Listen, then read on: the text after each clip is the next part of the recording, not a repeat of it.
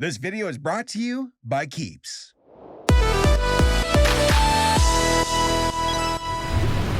Oh, come children, it is time for show and tell with your mother YouTube. How I love all of my wonderful content creators and their beautiful things that they bring to class every week. Oh, what is this, my child? Another Minecraft Let's Play? Ah, very good. Very good, I bless you with the algorithm. Oh, my lovely musicians, you are without sin. What wonderful songs you have uploaded this week. My blessings upon you too. And what about you, Saberspark? What do you have to show us this day? What's that?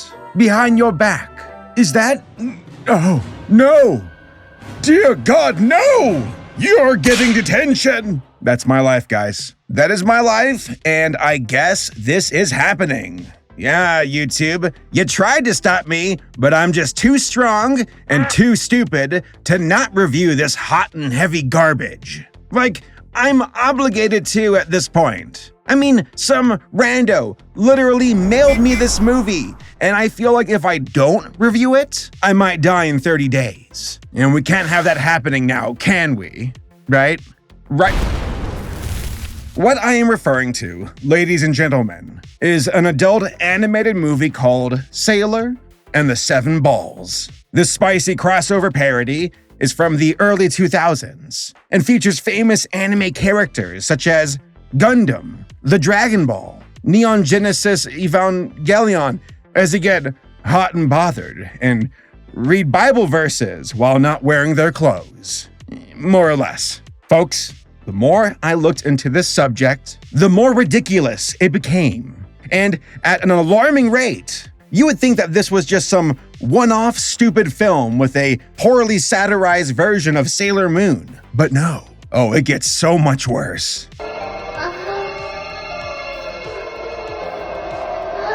You what? It's technically a trilogy. Technically, you know. There is Sailor and the Seven Ballz, Sailor and the Seven Ballz 2, Return of the Ballz, and then Star Ballz. A movie that was so offensive that allegedly George Lucas tried to sue it for violating copyright law. Oh gosh, I can't imagine why he was so upset. Never before have I shouted out, "What the hell?" more than watching these three movies. There are moments where even the voice actors question what was going on with the film. This film is turning into a complete debauchery. What a waste of time. And even had to provide their own sound effects, even though there are already sound effects. These films are such a novelty from their time. Nowadays, you can find bizarre stuff like this on the internet daily. But back in the early 2000s, content of this kind of caliber was few and far between. So it definitely caught people's attention. The films are downright wild and take no prisoners. You would think that it would be just like raunchy physical acts and that's it. No, the humor, the story, the audio mixing, the dialogue, all of it, and I mean all of it, goes right off the tracks. For example, in the Star Wars movie, they have a Mickey Mouse version of Darth Vader. And then, little over 10 years after the release of this film, Disney bought Star Wars. Talk about foresight. And that is just the tip of the iceberg when it comes to this insane mess. Oh, I should not be saying tip.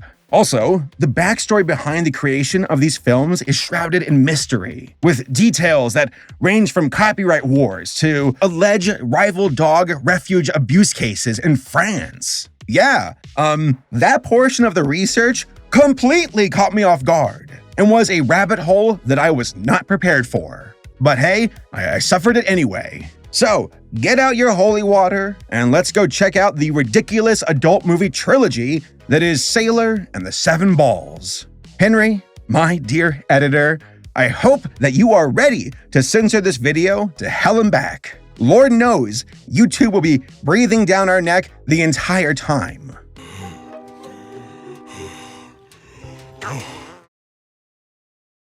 It is the year 2000. We survived Y2K, and the sky's the limit. The internet was slowly picking up in momentum, but television remained as the undisputed champion of the entertainment world. So if you were a basement-dwelling nerd from around this time, and also one with particular desires, well, let's just say that pickings were slim. Folks back then did not have the luxury of just Googling and getting a billion results. No, sir. They had to fire up the old AOL, hope that no one picked up the phone, and pray to the LimeWire gods that these files wouldn't be infected and destroy your computer. But a certain company was like a light in the darkness, Media Market Group, aka MMG. These guys were unhinged trailblazers during the early days of the internet. MMG was like, oh, there aren't any dirty adult anime crossover films? Fine, we'll do it ourselves. Oh, what's that? You're trying to sue us over copyright? Don't care. As a matter of fact, we're going to launch our own website to sell our films. And we're calling one of them Amazon. Can I say that word? Will YouTube get angry? We're gonna call it AmazonHentai.com.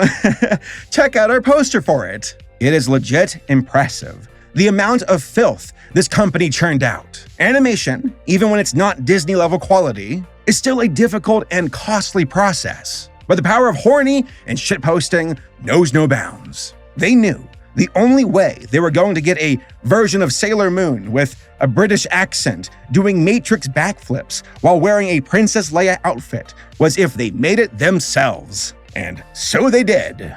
They also made Anime Fiction 2, Mania, Secret of the Green Tentacle, Ninja Love, and Samurai Fantasy. This was your early 2000s one-stop shop for anime crossover smut, and they lost no sleep over that fact. Truth be told, the sources surrounding these films and MMG are few and far between, with plenty of dead ends and dead websites. But from what I can gather, the main person who is in charge of MMG is a guy named Dave the Rave, aka Dangerfield, aka David Peneva.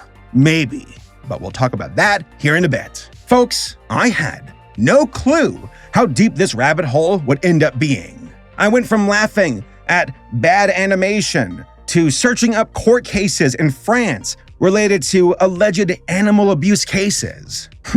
Yeah, right? Allow me to explain. Initial research led me to believe that MMG was located in Thailand, but that was not correct. MMG outsourced animation to what I presume was a studio in Thailand called the Singha Team, but even then, I cannot 100% confirm if it was even an animation studio to begin with. They're in the credits for Ballz, they say that they're from Thailand, but that's all I know. Now, MMG is almost as cryptic, which is weird considering how much of a footprint the company left, especially in a court of law. Is it located in the US? Is it located in Thailand? Is it located in Japan? France? Who is David Peneva, if that is his real name? And where is he now? Why did he make these films? And how did he do it? And why did he not hire actual voice actors? So many questions, so few answers. Now, I believe that MMG no longer exists as a company. I searched business databases up and down, but could not find any real results to prove otherwise. MMG most likely closed up shop after its last movie in 2007. As far as the original location of MMG goes, I would venture a guess that it was in, drumroll, the Virgin Islands. Why? Because of this forum post from 2001.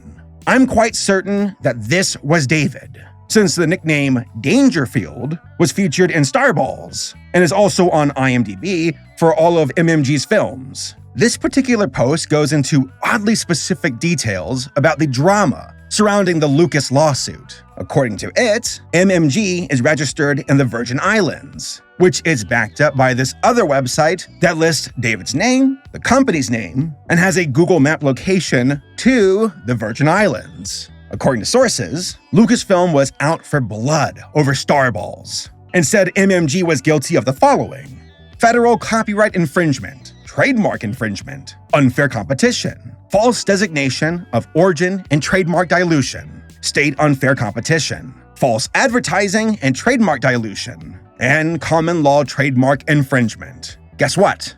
Lucasfilm lost! The court said that MMG made something that was a parody, and it was clearly meant for adults. Also, fun fact, this case paved the way for future Star Wars parodies. And all of this remains under fair use to this very day. On top of that, MMG tried to countersue Lucasfilm for defamation for $140 million. But I don't think the case ever went to court. MMG also planned to make a Star Ballz sequel to directly spit in the eye of Lucasfilm, but it never happened. Apparently, it was going to be called Attack of the Clowns. So, I did some additional digging on this forum website and was able to confirm that Dave the Rave is also Dangerfield, which is kind of odd. Why the two accounts? Why talk in the third person? I mean, am I missing something here? Hard to say, but I'm quite sure both profiles are David Peneva, which is something that IMDb believes under the credits for the films of MMG. Who's the director? Dangerfield, Dave the Rave, David Peneva. Boom. Yeah, that's what my audience wants to hear. Court stuff. Wasn't that the reason why you clicked on this video? You thought you'd be seeing naked anime girls. Oh no, you're gonna sit here and get some homework about court litigation and copyright law. So, MMG would go on to make its half-ass anime parodies for the better part of the 2000s, and would sell their films online and at stores. I also saw quite a few comments from people saying that they saw these movies at anime conventions and even advertised in magazines for kids. All in all, MMG had free reign to get as stupid and crazy as it wanted to, and it did just that. Awful animation, terrible voice acting, plus atrocious sound effects.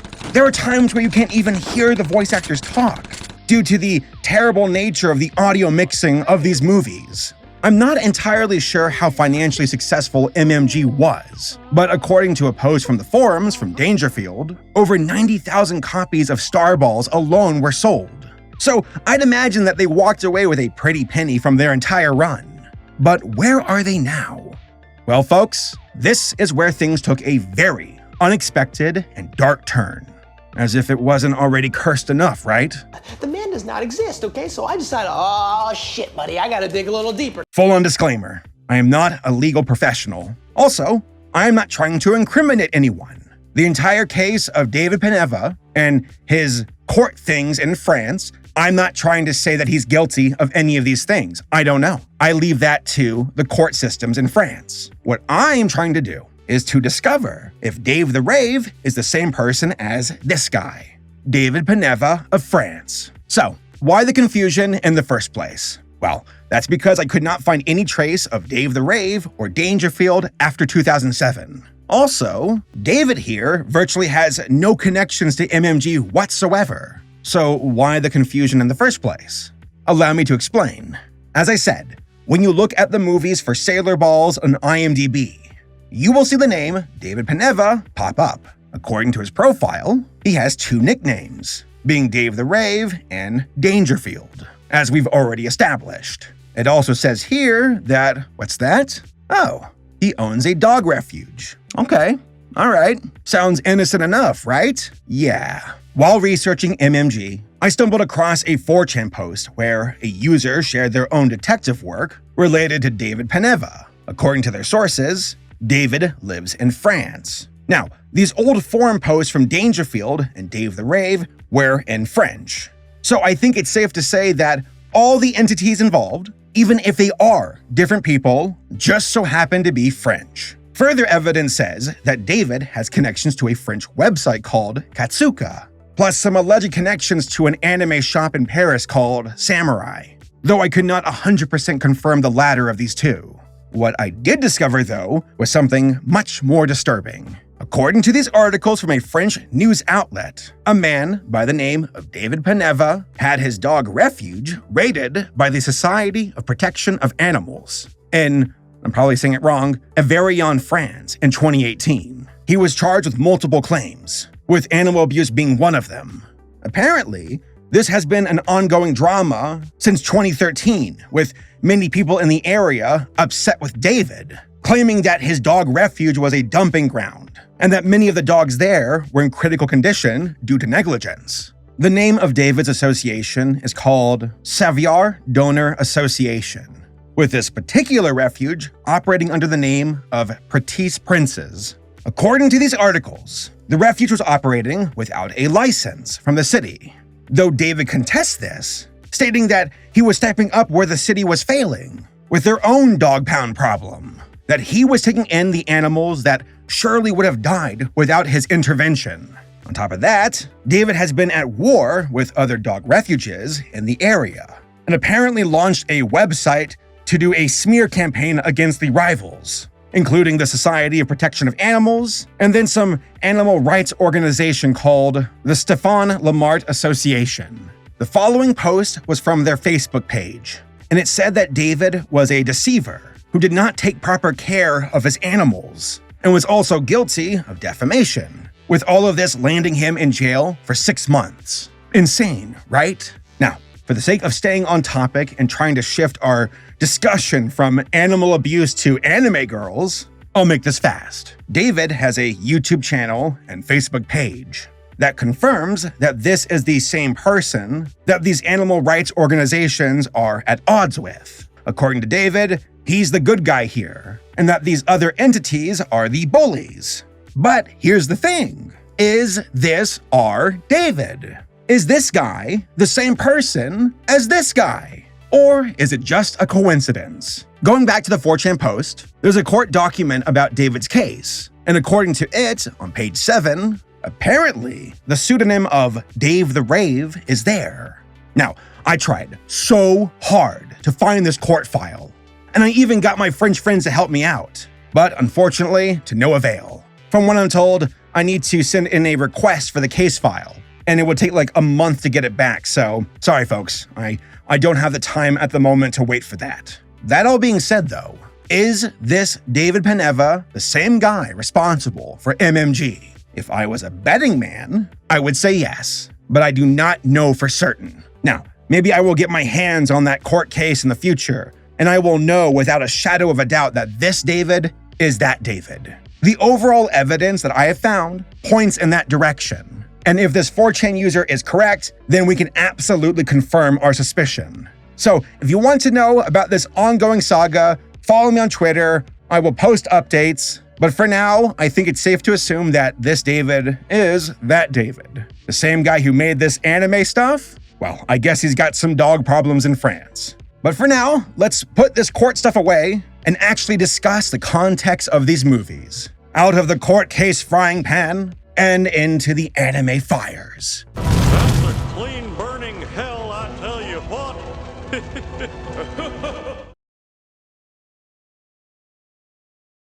Now, before we jump into the contextual abyss, I got 2 quick notes I want to clear up. Technically, the release dates for these films go in the following order: Sailor and the Seven Ballz in 2000, Star Ballz in 2001, and then Sailor Ballz 2 in 2005. Again, when I refer to these films as a trilogy, that is very much so my own perspective, and is not official whatsoever. I base that opinion solely on the misadventures of bootleg Goku and Sailor Moon here in these 3 films. Speaking of Sailor Moon, let's address the elephant in the room. I know that the character of Usagi is like 16 years old. I had quite a few people bring that up to me on Twitter, and I understand the concern. But here's the thing.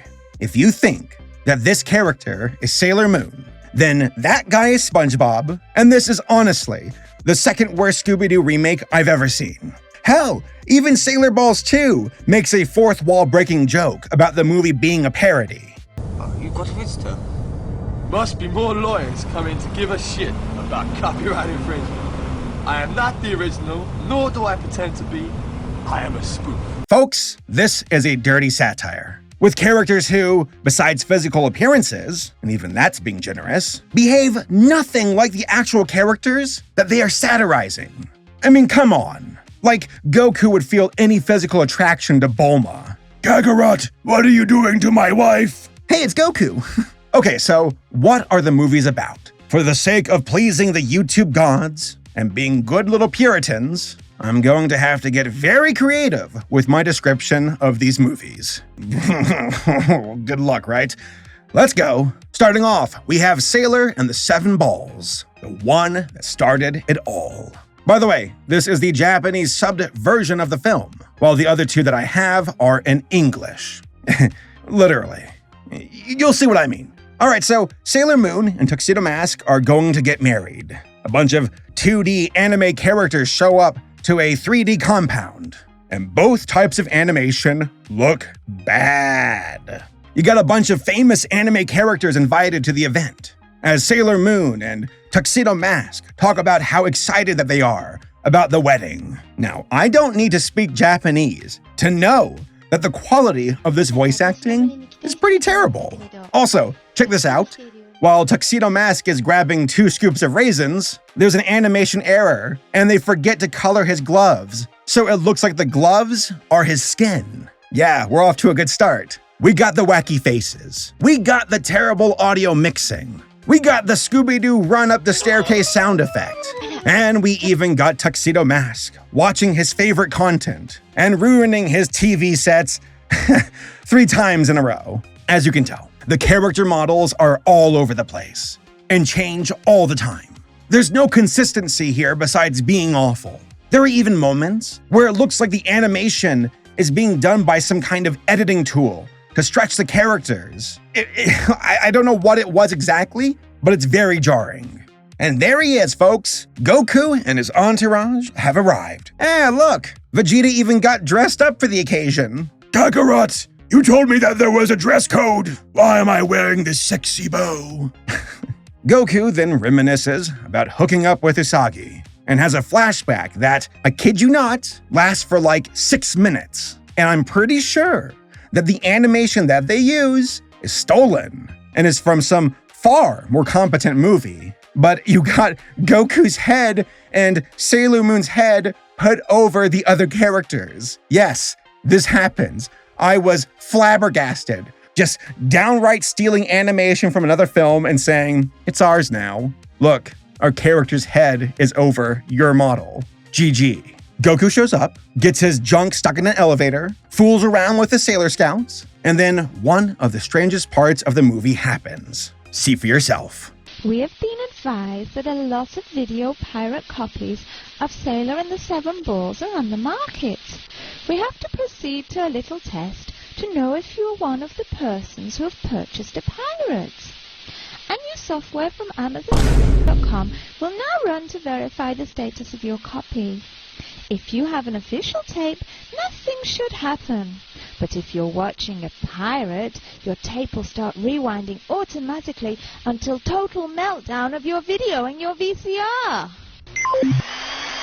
I'm speechless. The scene then goes on to artificially rewind the movie and pretend that your tape is melting in your VCR. Apparently, according to a colleague of mine, that portion of the DVD has some kind of coating that is meant to corrupt it and make the rest of the movie unwatchable, unless it's on the disc. Now, I personally didn't have any issues, but apparently other folks did? What a mystery. The movie even advertises its own website during this scene, with Goku doing an Austin Powers dance. At the end, all of anime arrives to the wedding. Tuxedo Mask then puts on a video for some reason. Everybody starts to freak out, and then you guessed it, it's sexy time, with Sailor Moon going through some very interesting changes, and yeah, can't show that, and that's the movie. I'm leaving out a lot of context, but I'm doing it for your own sanity. Next, Sailor and the 7 Balls 2, Return of the Ballz. Gotta love that title. Also, this one is an English dub, and I mean that. We got British accents this time, folks. I don't know why, but we do. This film is the worst of the 3. First off, Sailor Moon is barely in it, so that's already kind of confusing. Instead, we got Goku as the main character, as we follow him getting into all kinds of misadventures. The plot focuses around Goku and his 7 balls and how his abstinence from having pleasure has unleashed the 7 balls, and that where these balls go, it makes people hot and bothered. After that, we got Goku and his random mafia cohorts flying to space for some reason. They then get captured by BDSM aliens. The aliens then probe them for questions, if you catch my meaning, and then a bunch of other things happen that I don't have the courage to talk about. And then ultimately, we got a phallic-shaped alien who kills a bunch of people, and our heroes help it off the planet? Yeah. And then the spaceship blows up, and then it says to be continued. And that's the movie. What? Also, this film features some sexual preferences that I never even knew existed. Oh look, it's Luffy from One Piece. Get the hell out of there, Luffy! Finally, there's Star Ballz, which is arguably the most interesting of the three films, due to its Lucas lawsuit and also the context of the movie itself. There are so many bizarre references in this movie. Here, let me list them off. There's obviously Star Wars. There's Disney, The Matrix, The X-Files, Madonna, Bill Clinton, Pikachu, The Shining, The X-Men, Kid Rock, Mickey Mouse Xenomorphs, Mission Impossible, Titanic, The Abyss, and then you got Howard Stern as Chewbacca. Because why the hell not? How do I even explain this story? I'll try. First off, you got the voice actors laughing at each other and pretending that they're Beavis and Butthead. I was so confused and was questioning if this was even the right version of the film. But no, that's it. This is official. Then you got a parody of the beginning of A New Hope. But can't show it to you because these spaceships are very unchristian with their designs. Then we got Princess Leia as Sailor Moon, and she gives some message to Pikachu and a girl version of 3PO. They escape this ship, but then Sailor Moon is like, oh, I'm gonna beat you up because I can fight. Oh, you know what? No, I'm gonna bang you all because I can. And none of you are good enough. I am not satisfied. Especially with you, Darth Mickey. I can't get over this. I can't believe that over a decade later, after the release of this film, Star Wars is bought by Disney. That was uncanny. So, R2 Pikachu and 3PO get their message to Goku and Howard Stern, who then proceed to bang the robots as one does. They then take off to go find Sailor Moon, so Goku can bang her as well. Oh no, stepbrother, I am stuck. But hey, we can't go just yet. Not until we see Mystique turn into Kid Rock.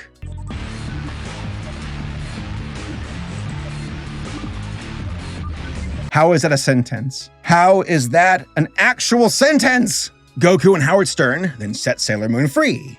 But oh no, an alarm goes off. An alarm that sounds quite peculiar. They then reveal the source of the alarm. And I wasn't ready for this. Nobody was. I will try to explain it. Jar Jar's head on that side, and on the other side, a bunch of Mickey Mouse Xenomorphs doing stuff. Is this a simulation? Do I actually exist? What is reality? Okay, so to wrap things up, Goku, Sailor Moon, and Howard Stern get stuck in a garbage compactor. Goku then swims down a toilet to find an escape.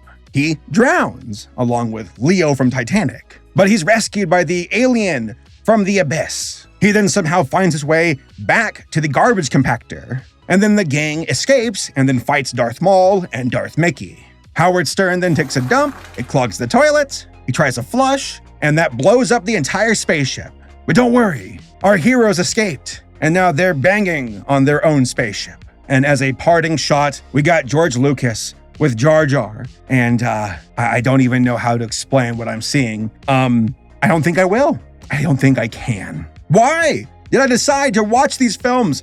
Why did I decide to review them? I could be talking right now about Ben 10, or Total Drama, or Thief and the Cobbler, or Nine, anything else. But no, I'm talking about Sailor Moon. I'm talking about Jar Jar in an anime adult movie. Where did I go wrong? This is very, very bad. Oh, go. So, what are my overall thoughts? Or should I say overall thoughts? Haha, look at me. I'm the funny guy. I'm reviewing dirty movies for a living. Where did I go wrong? Why did I even go to college? Is this really my life? Is this my existence? Is this all I'm ever going to be? Now, I'd imagine that a lot of you right now are thinking that I'm about to bust out my red pen, put on my angry face, and criticize the ever-loving hell out of these films. But here's the thing. I bet you guys are like, oh no, he's not about to say that he liked it. In a twisted way, yeah, kind of. I kind of did. I promise, I'm not trying to be a contrarian. I swear. I got a reason. Let me explain. Let's make something abundantly clear. These are bad movies. Pointless stories, terrible dialogue, awful voice acting, and atrocious animation. From a critical point of view, there is nothing about these films that are of quality, except for one thing. They are hilariously bad. Now, I fully realize how specific this very subjective opinion is to me. I'm personally a sucker for punishment, and I get a sick enjoyment out of seeing how bad something can truly be. And I absolutely see that here for Sailor Ballz. When you sit down and watch these films, if you're brave enough, you ask yourself, how is this actually real? How did any of this come into existence? But if you can stomach the sexual nature of these films and strip away the pervy point of view, you see what is, in my opinion, a glorious and ancient shitpost before shitpost were even a thing. None of these films were made with the intention of being good. Oh no, not at all. You're not going to see any of these films competing in the Oscars yet. What we have here, ladies and gentlemen, is a team of artists and writers who said, wouldn't it be funny if Goku was Han Solo and he banged Sailor Moon, and then Jar Jar is getting his butt destroyed by Mickey Mouse xenomorphs? Hey, let's animate that. And they did. This is weaponized shitposting in the early 2000s by a team who actually had the ability and resources to make it happen. And you know what? I respect that. I really do. Now, all the other allegations with David, not cool, dude. Like, this is terrible, awful. I hope it's not true, but if it is, screw you. But if we're looking at just the movies, you see a team that never took themselves seriously, and the goal was to facilitate a bizarre crossover that you wouldn't see anywhere else at the time. Combine that with poorly animated boobs and ridiculous dialogue, and you got something that was truly unique at the time. Nowadays, the internet has provided a global platform for individuals and independent teams to create whatever content they want. If Starballs came out today on Newgrounds, I'd be like, it's kind of bizarre, but who cares? Next. But back in the early 2000s, this stuff was one of a kind, and you would be incredibly lucky to find it in the family section at your local Blockbuster. So, overall, there's nothing to really criticize about these films in a serious way, because these films never took themselves seriously to begin with. They knew what they were, they knew that they were stupid, and they fully embraced it to a hilarious degree. Again, I'm not saying that these films are good. Sweet Lord Almighty, they are not. But I will make the argument that the people behind these films knew that that would be the case, and said, screw it. Let's have some stupid fun instead. And also animate Goku getting his junk smashed in the elevator because we can. In conclusion, there's no denying how terrible these films are when it comes to quality. The writing is bad. The animation is bad. The audio is bad. Everything about them is bad. But it's a good kind of bad. Something where you quickly realize how schlocky all of it is, and that you should not be taking it seriously. Just sit back, take off your pants, pray to God to have mercy on your immortal soul, and then watch Tuxedo Mask ruin his television set.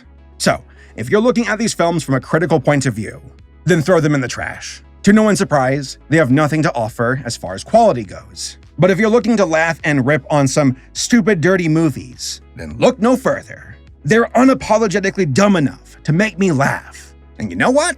Hey, that's at least something. Again, what a bizarre thing to exist like at all. Nowadays, there's content of this caliber all over the web, but pickings were slim back in the days. And this was unique. And some fans of anime around this time were like, oh my god, I need this. I need this for reasons. How much? Here, take my firstborn. We'll call it even. But you want to know what's even more wild? The fact that I'm even reviewing this smut to begin with. Seriously, what have my uploads become This used to be a channel of research and science and brilliance and studies of the importance of animation. But now I feel like some guy in the back alley who's like, you want to see a dirty film with cartoon boobies? Come this way. What's that sound? Come out with your hands Oh up. no! Cheese it! It's the YouTube cops! I swear, I was just holding this for a friend. I promise, I'll only review good Christian films from now on. Wait, what's that? Oh no, not that! Anything but that! So a big shout out to this video sponsor, Keeps. Getting old sucks. Trust me, I know. And a common issue us guys run into is, unfortunately, hair loss. Did you know that 2 out of 3 guys will experience some form of male pattern baldness by the time that they're 35? Yeah, it's that common. And the best way to prevent hair loss is to do something about it while you still have hair left. And that's where Keeps comes in. What is Keeps, you ask? Well, it's a subscription service that focuses on making it easier and more affordable for men to treat their male pattern baldness, but doing so online. I mean, it's the internet. You use it all the time. What, do you still write your checks at the grocery store too? This is how it works. Keeps has so many awesome features. You got online doctor consultations with real licensed doctors. They will review your information and will then recommend a hair loss treatment plan for you. A plan that offers generic options of the FDA-approved medications for hair loss. That means these treatments are legit and way more affordable. And with Keeps, your treatment is shipped directly to your door every 3 months. And let me tell you, communication is key when it comes to this kind of stuff. It can honestly be kind of intimidating at first, but don't worry, Keeps has your back. And your doctor is always a message away and can be accessed through online doctor messaging 24/7. Do you have questions or concerns about your progress? Well, hit up your doctor online. And also track your progress with Keeps Progress Tracking Tool. Once you get everything up and running with your Keeps treatment, it typically takes 4 to 6 months to see results. So if you want to save the hair you have left, you better act on this fast. I think my forehead's kind of feeling that, to be honest. Keeps is legit one of the best services when it comes to fighting male pattern baldness. There's a reason why it has more 5-star reviews than any of its competitors, and also why hundreds of thousands of men trust Keeps for their hair loss prevention. So, if you're ready to take action and prevent hair loss, then go to keeps.com/Saberspark or click the link in the description down below to receive 50% off your first order. That is keeps.com/Saberspark. So, go check out Keeps today.